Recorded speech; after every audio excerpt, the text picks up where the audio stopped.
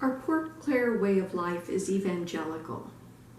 We live our lives by following the gospel. We do this in community with our sisters and with all those we come into contact with here at the monastery.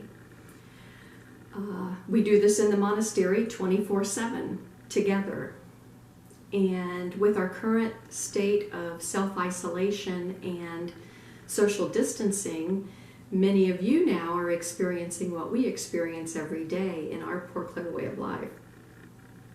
Now, I may live in a monastery and do my best to live a gospel life, but I have been known to get on my sister's nerves from time to time. It happens. Living and growing in community takes a lot of effort sometimes.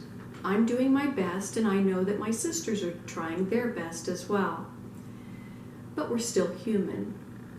Even though I've been told that worry is not a normal state of mind and it adversely affects my health, I still do it. I may not do it as much as I used to, but when I'm under stress, like being afraid I might get the coronavirus, I feel somewhat justified in my worrying. Now, how can I take that worry with big capital letters and at least make it not so big?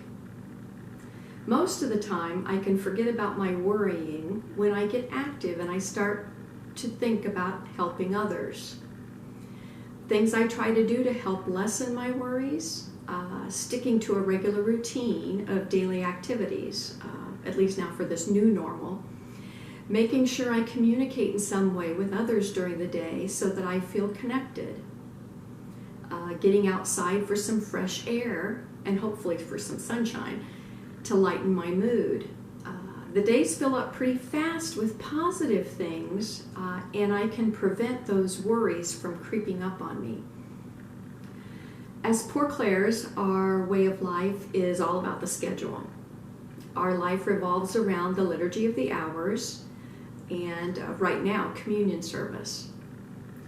There's a comfort in trying to keep as much of our schedule as possible. We usually only watch the news a few times a week, but during this crisis we did decide to watch more often so that we can stay informed. We've also made more time for personal sharings and for more fun so that we can help reduce the stress. There's a comfort in knowing that we're all in this together. From the news and online stories, we can see that people are helping each other.